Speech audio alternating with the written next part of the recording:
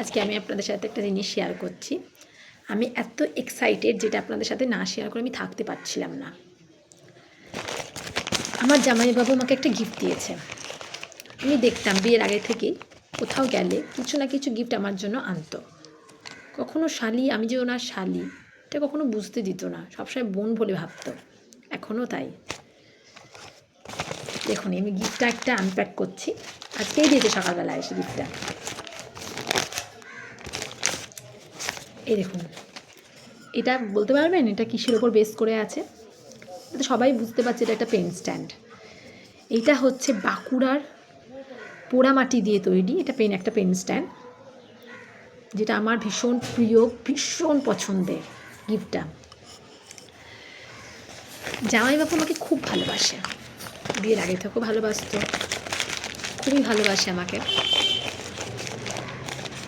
কিছু খাবার খেলে সে আমার জন্য আনে, কিছু গিফট কিনলে সে আমার জন্য আনে, কোনো কথা কিছু সব কিছু আমার সাথে শেয়ার করে।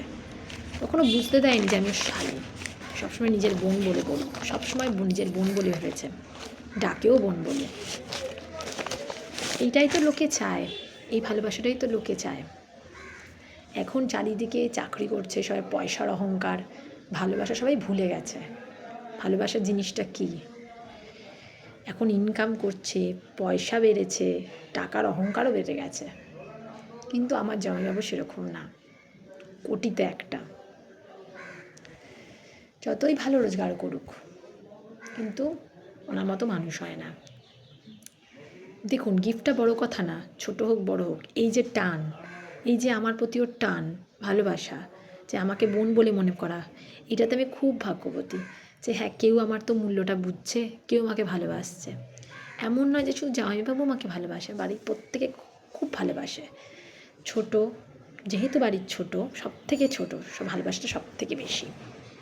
তবে জামাইবাবু আমাকে ভীষণ ভালোবাসে, নিজের বোন বলে ভাবে, সমস্ত জিনিস আমার সাথে শেয়ার করে, কোনো কিছু লুকিয়ে রাখে না। এই জিনিসটাই আমি চেয়েছিলাম, পেয়েওছি ভালোবাসা, আমি তাতেই খুব ভাবি।